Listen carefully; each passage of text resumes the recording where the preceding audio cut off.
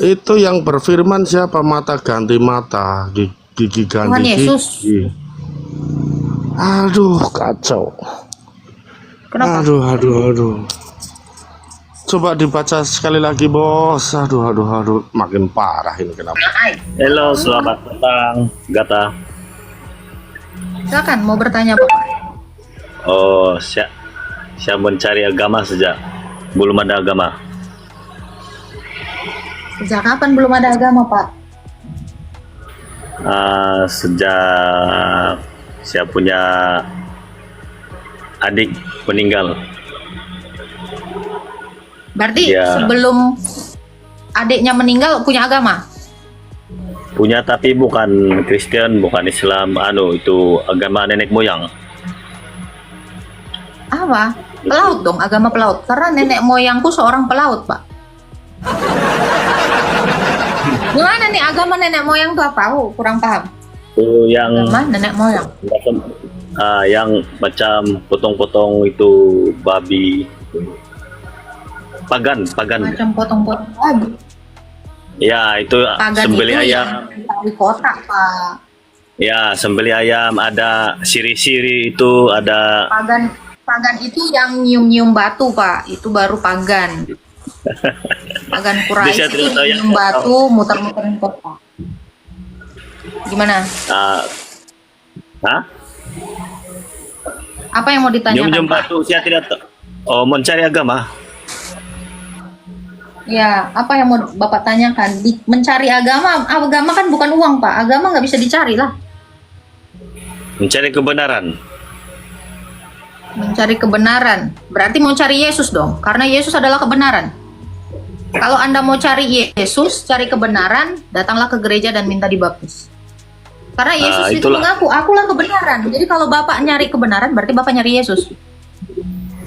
Oh, jadi saya mau cari siapa yang agama yang benar.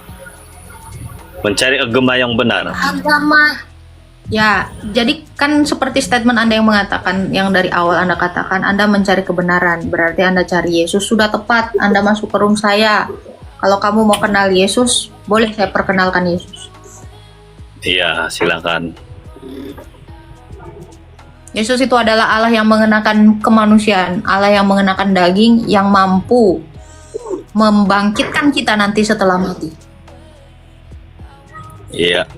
Supaya Yesus itu bisa membangkitkan kita, ada caranya. Caranya apa? Kita harus menyatu dulu dengan Yesus dalam baptisan. Jadi barang siapa yang menyatu dengan Yesus, dia akan dibangkitkan. Karena ketika kita ini dibaptiskan, setelah itu kita ini akan menerima jaminan. Jaminan kita akan dibangkitkan. Apa jaminan itu? Yaitu Roh Kudus. Efesus 1 ayat 13-14. Jadi ketika kita oleh kebenaran Injil, kebenaran firman Tuhan, kita menjadi percaya, kita dibaptis, kita menerima jaminan, dan insya Allah nanti ketika kita mati, kita akan dibangkitkan Yesus. Karena apa? Karena kita sudah dijamin, dikasih materai, kita sudah dicap sebagai milik Allah. Maka kita layak atau berhak untuk dibangkitkan setelah mati. Itu Pak. Itulah Yesus. Itulah Tuhan kami. Dia mengatakan hal ini, dia mengajarkan hal ini kepada rasulnya dan kepada kami dengan serta-merta memberikan bukti. Buktinya apa? Ada seorang Lazarus, dia mati, dibangkitkan sama Yesus. Dirinya sendiri sengaja dia salibkan, turun ke dalam dunia orang mati, lalu dia bangkit. Dia sengaja melakukan itu untuk membuktikan kepada semua dunia bahwa akulah sang kebangkitan itu yang kamu butuhkan ketika kamu mati nanti. Maka mulai dari sekarang, mumpung kita masih hidup, kita harus menyembahnya. Itu Pak. Sebenarnya selalu saya juga tengok Agatha live sama YouTube, sama banyak lagi lain-lain tuh apologet. Jadi saya mulai tertarik lah dengan apa kamu punya tema-tema membahas kebenaran. Jadi saya pun tertarik, jadi saya ikut live lah selalu lagi ada hati mau tahu. Ya udah, kalau Bapak mau cari kebenaran, berarti Bapak cari Tuhan Yesus. Di manakah Tuhan Yesus ada? Datanglah ke gereja. Datanglah ke gereja, lalu mintalah diri kamu itu untuk diajari mengenal Yesus lebih dalam lagi, lalu dibaptis. Saya punya family, saya punya ibu masuk Kristen sudah, tapi dia di kampung, saya di sini Bandar kerja. Jadi saya pernah dibaptis juga dulu waktu umur saya masih 18 kah? 18 ke 20. Tapi saya tidak aktif dengan agama. Saya ikut adik saya, bukan saya dibaptis dengan SDA, Seven Day Adventist. Jadi waktu itu saya belum macam mendalami sangat apa itu agama. Jadi sekarang saya tertarik dengan apologet Kristen, Muslim, semualah.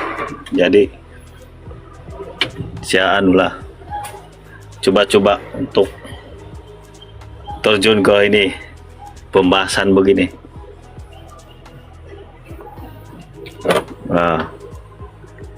Ya sebenarnya kan gini, Bapak dulu udah pernah dibaptis juga, berarti Bapak udah pernah Ya. jadi Kristen. Mungkin Bapak sudah mengenal sedikit atau banyak tentang Yesus Kristus ya. Sekarang Anda tinggal hanya mendalaminya saja.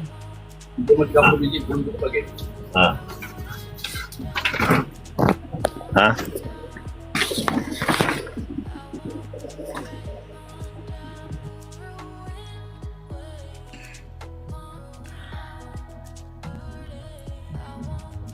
Oh, itu gereja Advent ya. Thank you Kak Daiva, Merry Christmas. Ya. Halo, Fone. Kepencet kali Kak, nggak request naik, maaf ya. Tuhan berkati.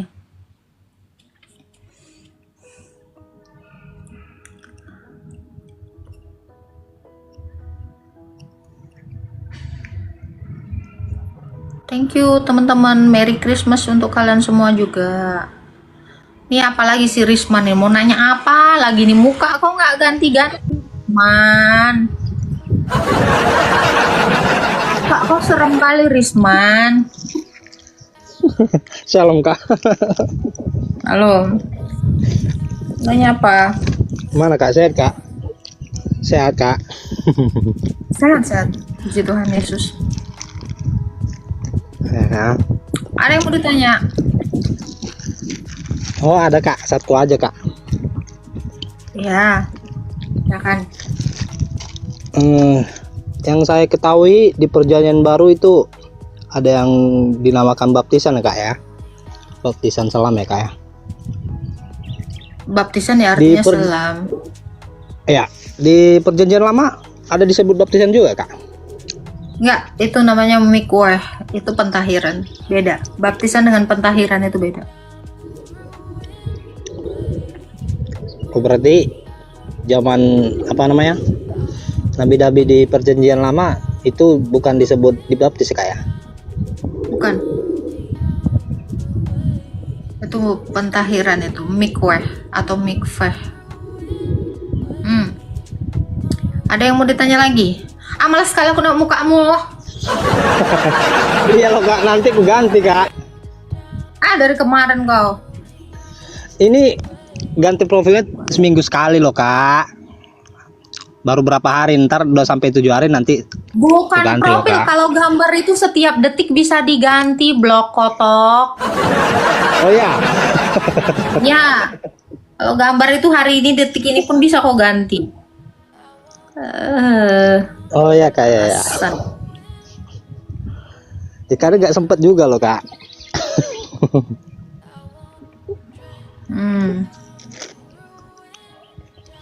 Ada lagi mau kau tanya? Enggak lah Kak, Kakak nggak pernah nanya sama aku Kak.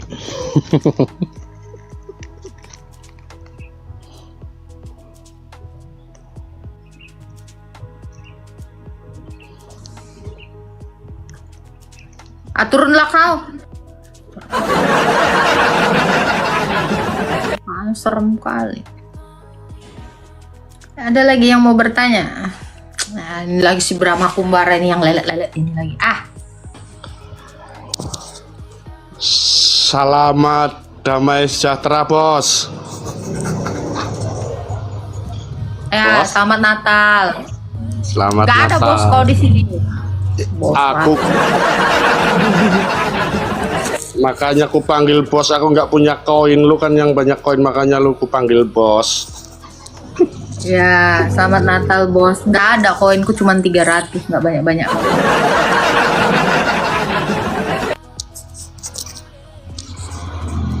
Mau nanya nih bos, Silakan. saya itu kok agak terguncang ini baca ayat Alkitab, sedikit ya, belum terguncang, sedikit, mohon pencerahannya ya bos. Silakan. Di Matius 4 Matius 5 38 bos. Ini kalau nggak Baca. ada yang, waduh bos, maaf bos, handphone saya satu, terus saya ini baru sampai di tempat kerjaan nggak ada Alkitab bos.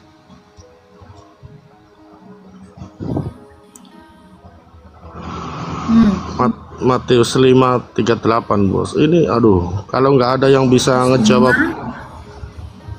Bentar. Kok muslimah sih? Matius 5. Kenapa Matius bilang 5. Matius 5 ya? 5 38 bos. 38. Kamu telah mendengar firman, mata ganti mata, gigi ganti gigi. Tetapi aku berkata kepadamu, janganlah kau melawan orang yang berbuat jahat kepadamu, melainkan siapapun yang menampar pipi kananmu, berilah juga kepadanya. Apa pertanyaannya? Itu yang berfirman siapa? Mata ganti mata, gigi ganti Tuhan Yesus. gigi. Aduh, kacau. Kenapa? Aduh. Coba dibaca sekali lagi bos. Aduh, makin parah ini. Kenapa Tuhan Yesus? Tuhan Yesus nggak pernah mengajarkan seperti itu, mata ganti mata, gigi Tuhan ganti Yesus gigi. mengajarkan seperti itu. Kata siapa? Tuhan Yesus nggak ngajarin seperti itu. Tuhan Yesus ngajarin itu. Jadi kalau kamu berdosa, kamu harus menanggung dosamu itu. Jadi kalau kamu Aduh. bilang Tuhan Yesus nggak ngajarin itu, ketika Nggak. Adam makan buah, Aduh. dia binasa. Jadi kalau karena matamu kamu sudah berdosa, ya kamu harus membayar itu. Itu maksud ayat itu. Jadi jangan ada satu orang pun di dunia ini ya yang menghakimi seperti yang dilakukan Tuhan Yesus, karena begitu matamu membuat kamu berdosa, maka kamu harus membalasnya itu dengan matamu juga, dengan kematianmu. Tetapi Yesus berkata, untuk kita manusia, kita jangan sama seperti Tuhan Yesus, karena dialah yang berhak menghakimi. Tetapi apa yang berhak kita lakukan adalah mengampuni. Allah kita itu bukan kejam, karena memang hukumnya seperti itu. Jadi siapa saja yang oleh karena matanya dia menjadi berdosa, ya dia harus menggantinya dengan matanya. Kalau dengan tanganmu kamu berdosa, ya tangan ganti tangan. Berarti kamu harus binasa ketika kamu tidak taat kepada Tuhan Yesus. Tetapi dia mengajarkan kepada manusia. Dia mengajarkan kepada manusia supaya kita jangan seperti Tuhan Yesus yang menghakimi. Kenapa? Karena dia hakim. Kita manusia. Kalau ada orang yang menampar pipi kirimu, maka kita harus mengampuninya. Jangan kita menghakimi seperti yang dilakukan Tuhan Yesus. Itu maksud Tuhan Yesus. Itu hukumnya. Jadi siapa saja yang mengambil mata saudaranya sendiri, dia harus membayar dengan matanya. Mau? Itu maksud ayat itu. Jangan aduh. Jangan kau kira Allah kita ini tidak adil. Itulah keadilan Allah. Masa iya kamu berbuat dosa terus kamu dibiarkan aja gitu? Oh, itu bukan Allah namanya. Karena Allah itu adil dan kasih. Itu maksud ayat itu. Jadi kalau kamu dimusuhi oleh saudaramu, kamu hanya bisa mengampuni. Kenapa? Karena pembalasan itu milik Tuhan Yesus, bukan milik kamu. Itu maksudnya Bang Brahma Kumbara. Kemarin udah saya jelasin kok ini. Oh belum, aku. Waduh, kenapa jadi tambah berguncang lah? Loh, kok tambah terguncang? Bukan masalahnya kamu tambah terguncang ya Bang ya? Lah kok pakai kutang ngapain? Pula aku open cam maaf bos. Ya maaf bos. Mending ganteng, mending berotot. Ini takutnya panumu kena spill lagi Ah.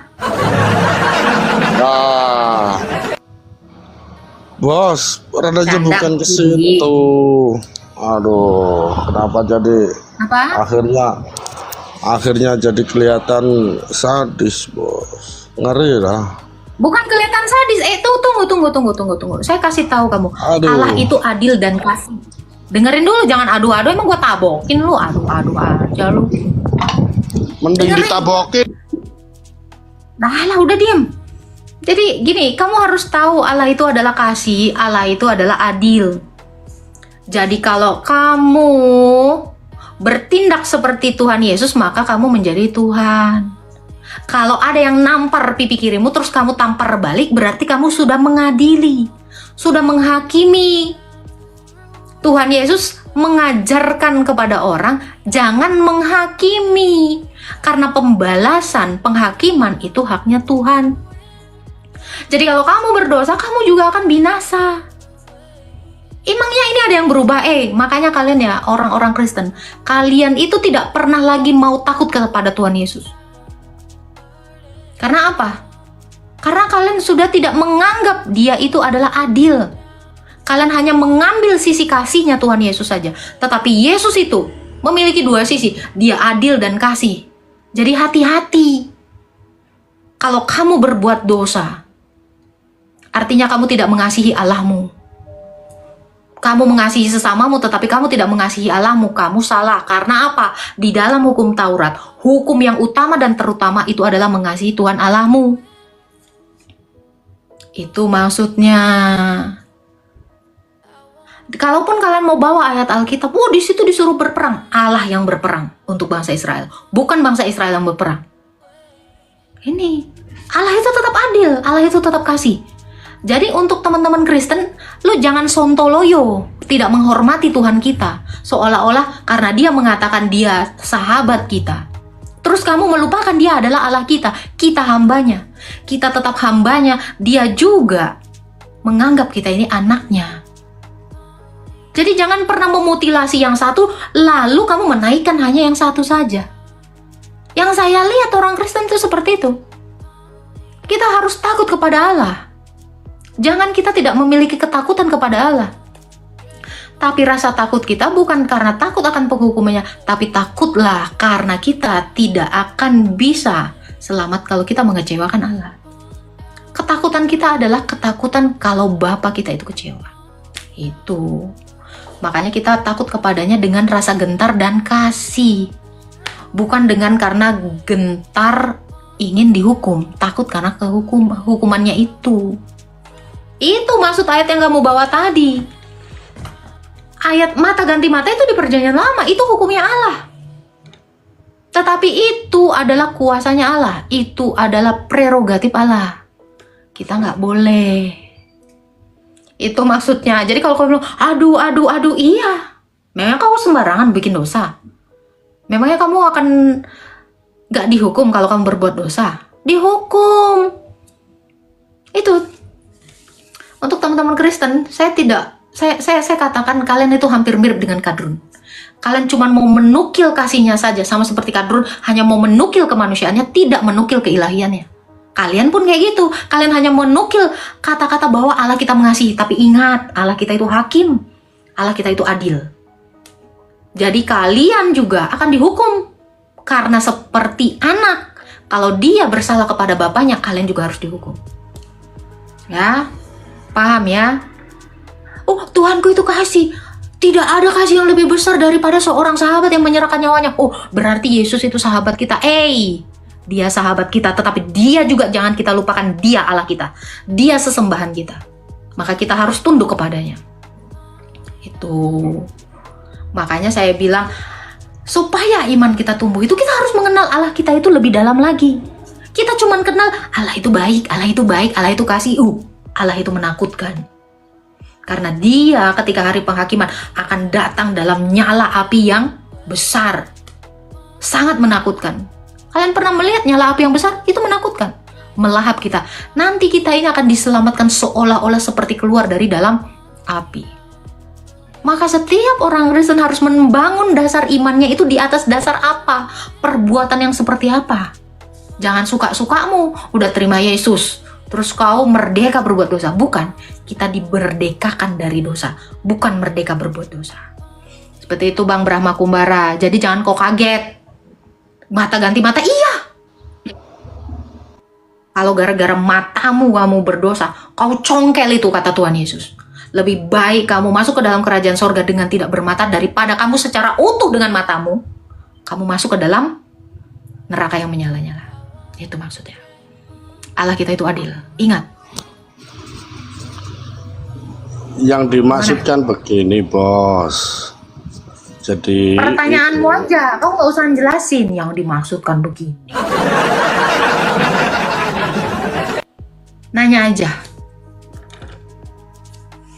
Nggak mudeng dia. Iya itu Kak Meta. Nggak mudeng-mudeng kok. Halo Nandi, silakan mau bertanya apa? Assalamualaikum. Ya, kum. Silakan Bang.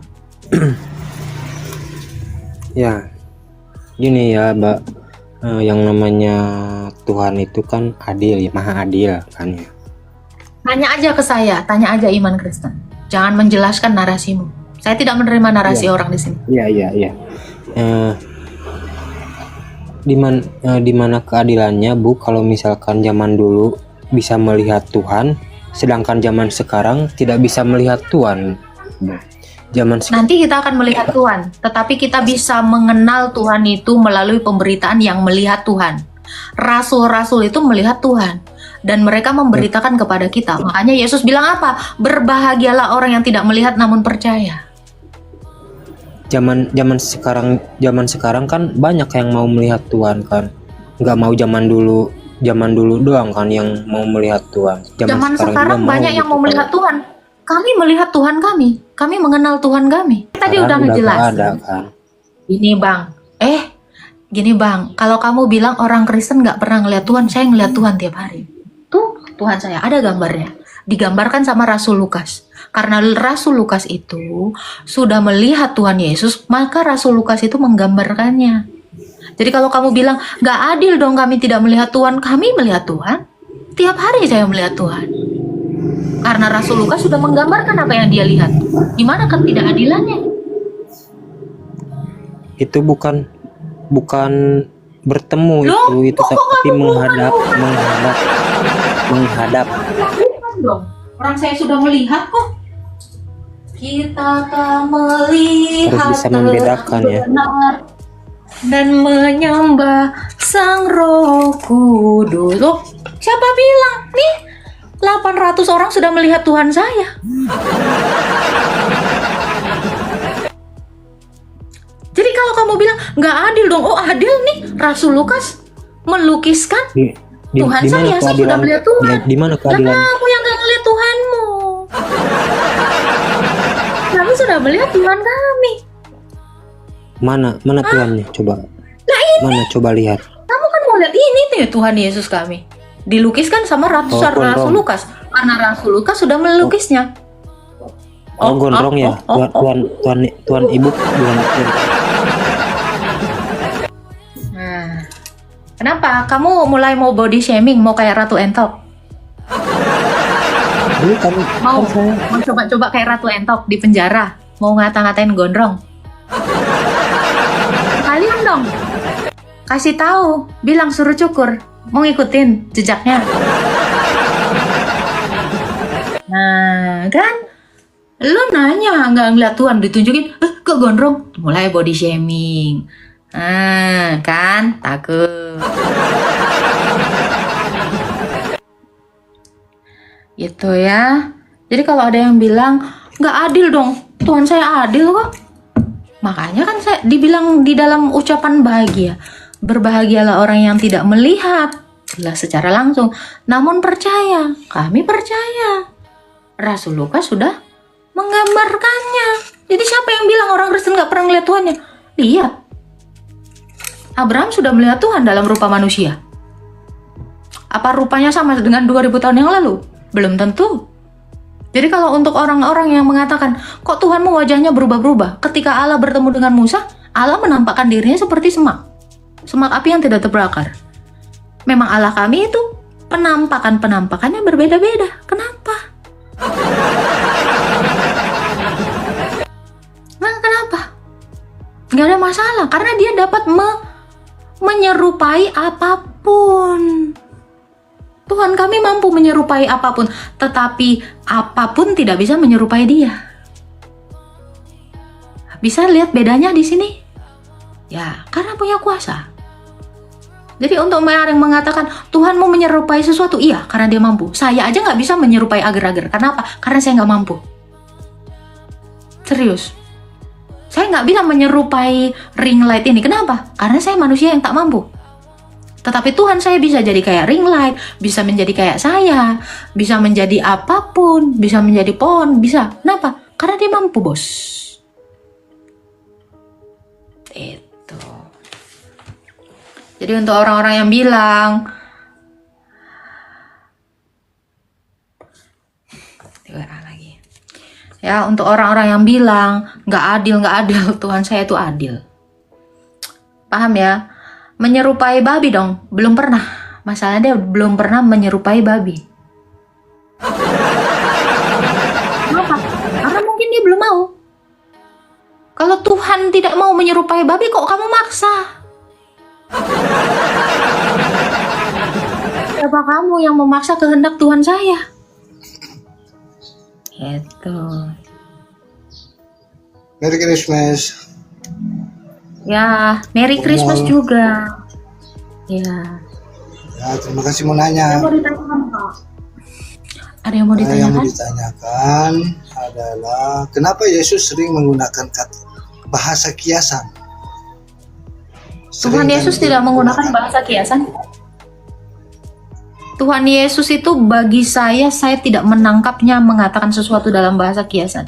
Tetapi saya mengerti. Kenapa Yesus Kristus itu mengatakan, oke, ini langsung ayatnya ya. Di dalam Lukas dikatakan apa? Supaya orang-orang tidak dapat menangkap dengan hikmat. Supaya orang-orang yang tidak dipenuhi Roh Kudus melihat Alkitab itu dalam perumpamaan.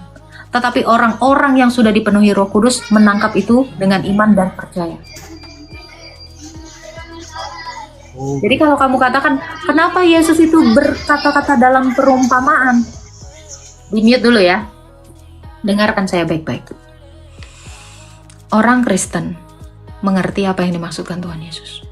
Tetapi orang yang tidak pernah mengenal Yesus, yang tidak beroleh Roh Kudus, dia akan menangkap itu seperti perumpamaan. Supaya Tuhan itu bisa melihat perbedaan antara yang berhikmat dengan yang tidak. Itu, Pak. Jadi kalau ada orang Kristen yang masih menangkapnya dengan perumpamaan, saya tidak melihat dia menerima Roh Kudus untuk itu. Seperti itu, Pak Cekas. Ya, jawabannya ya. Di Lukas, bentar ya. Itu ada di Lukas. Ini murid-muridnya Yesus juga menanyakan ini. Guru, apakah maksud dari perumpamaan itu? Kata Yesus berkata, Yesus berkata seperti ini. Murid-muridnya bertanya, apakah maksud perumpamaan itu? Lalu ia menjawab, kepadamu diberikan karunia untuk mengetahui rahasia kerajaan Allah, tetapi kepada orang lain itu diberitakan dalam perumpamaan, supaya sekalipun mereka memandang, mereka tidak melihat, sekalipun mereka mendengar, mereka tidak mengerti. Lukas 8 ayat 9 dan 10. Jadi ada perbedaan antara orang-orang yang menerima karunia untuk tahu rahasia kerajaan Allah. Ada orang-orang yang tidak. Makanya semua orang baca Alkitab. Tetapi kenapa mereka tidak mengerti? Karena mereka belum disingkapkan rahasia kerajaan Allah itu. Gitu. Kan?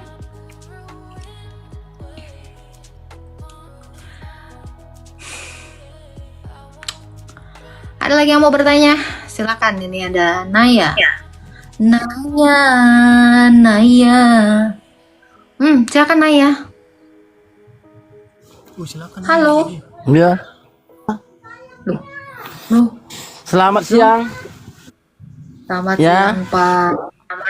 Ya, silakan. Ada yang Siang. mau ditanyakan? Ini mau nanya ini aja sih apa? Apa perbedaan Bapak dengan Yesus? Bapa itu adalah Allah, Yesus itu firman-Nya Allah. Jadi Ya, Bapa dengan suaranya. Karena Yesus Kok itu adalah gitu? suaranya Allah, Bapa. Tuh, itu yang dikatakan di dalam Alkitab. bukannya beda apa ya? Beda ini ya mungkin apa? Beda sesuatu lah. Ada pribadi lain gitu maksudnya. Loh, badan saya sama nggak dengan suara saya?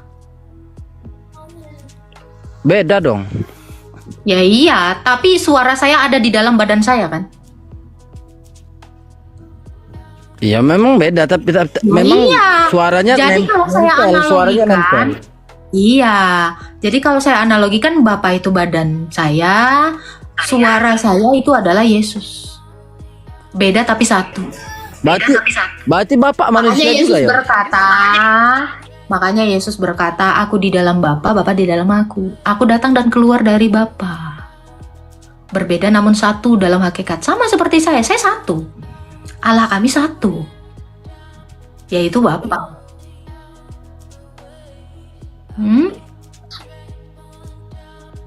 Apa?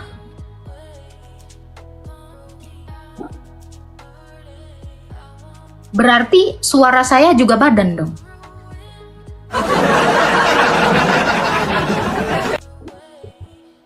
Loh, iya dong. Berarti kamu mau bilang suara saya adalah badan. Karena kamu sudah menyamakannya kan? Nah, kalau kamu mengatakan seperti itu ya salah. Kalau kamu berbicara Yesus, yang saya baru jelaskan tadi adalah kodrat Allahnya. Jadi firman itu adalah Allah. Maka Bapa itu juga Allah. Kalau sang Bapa adalah Allah, maka Yesus itu dalam kodrat firman. Bukanlah, kan Allah, kita kan bicara Allah.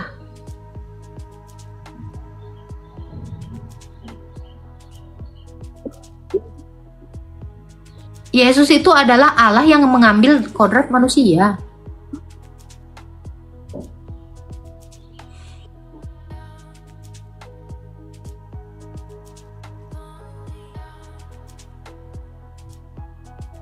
Perkataan bukan manusia, Bang. Sejak kapan perkataan dikatakan manusia? Sejak kapan firman dikatakan manusia? Loh, siapa yang bilang firman itu manusia?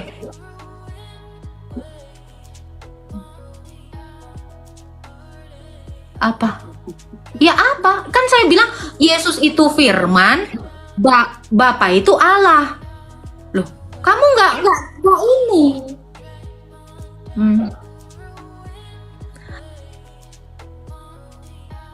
Gini ya goblok. Gini, saya kasih tahu goblok. Saya kasih analogi. Jangan analogi sama dengan adalah definisi.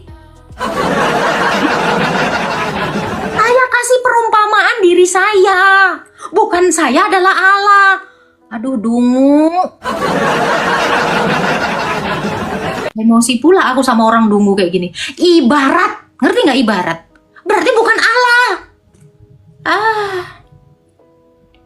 Kok kamu dungu banget? Saya bilang, ibarat badan itu adalah Bapa. Berarti Bapak manusia dong. Dicatat, kalau otaknya itu setengah.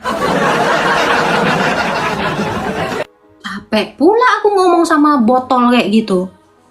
Kau ngerti nggak botol? Nggak ngerti. Emang botol banyak.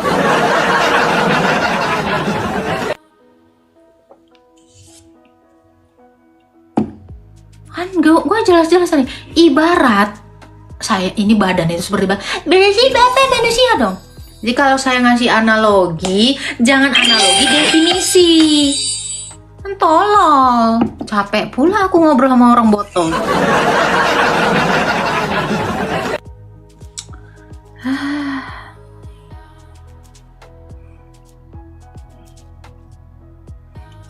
Iya, botolnya. Wah, emosi kalau goblok ya. Disimak.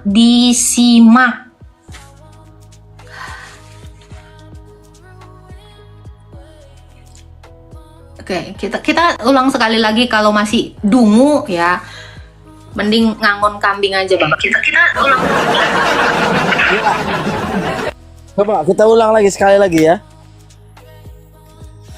Kan ya perbedaan Bapak saya tanya tadi kan. Apa perbedaan Bapak dengan Yesus gitu? Perbedaannya, Bapa itu adalah Allah, Yesus itu adalah firman-Nya atau suaranya Allah.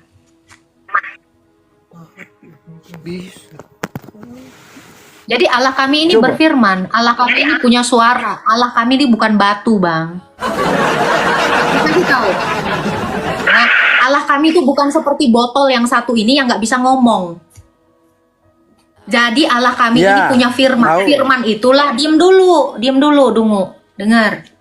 Nih, saya kasih tahu, Allah kami itu bukan satu seperti botol yang botol kayak gini nggak bisa ngomong. Ini satu, tapi ini satu mati, satu yang nggak punya firman. Makanya ketika saya tanya, namamu siapa? Nggak bisa ngomong, goblok, botol, paham? Botol. Tetapi kalau Allah kami itu, dia bisa berkata, dia bisa berfirman. Nah, firmannya itu adalah Yesus. Jadi Yesus itu firmannya Allah, Bapa itu Allah. Ibarat, contoh, analogi, badan saya ini contohnya, bukan definisi.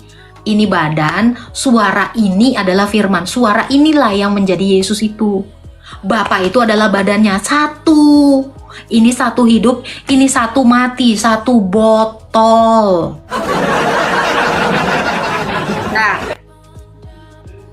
Nah, jangan goblok lagi. Jadi Allah kami itu memang satu, tapi satu yang berfirman, satu yang memiliki nafas, itulah Roh Kudus. Ya, jadi Allah kami itu bukan satu botol. Botol yang diem aja ditenteng-tenteng. Hai langit, hai hello, hai Sri. Ini adalah Allah. Allah kami tuh nggak kayak gitu. Dijenjeng-jenjeng, ditenteng-tenteng, dibawa-bawa, terus kenalin ini Allah, kenalin ini Allah. Nggak. Dia datang sendiri memperkenalkan dirinya. Kenapa? Karena dia hidup, karena dia bergerak, karena dia memiliki roh, karena dia memiliki firman. Paham ya? Jadi Allah kami itu nggak butuh ditenteng-tenteng sama malaikat. Tenteng nih, hey, ini malaikatnya ngomong sama manusia, ini Allah. Enggak, dia hanya kenalin sendiri. Jadi nggak dibilang, katakanlah ini Allah. Oh enggak gitu.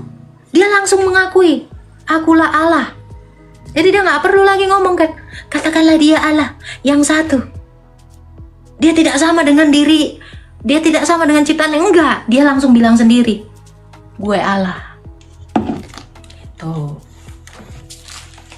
Udah, salah tafsir Mbak ini. Situ belajar di mana? Naik sini. Tafsirin buat saya. Dan saya menjelaskan iman saya kok. Kamu bilang salah tafsir. Naik kamu Satria Wibawa. Di mana pemahaman saya salah, tafsiran saya salah terhadap iman saya. Saya lagi bicarakan iman saya kok. Saya lagi memperkenalkan Tuhan saya. Tuhan Yesus itu datang kepada Musa dan mengatakan, aku adalah aku. Kata Allah kami itu di dalam Keluaran 3 ayat 14. Yesus juga mengatakan hal yang sama ketika kepada bangsa Israel, aku adalah aku.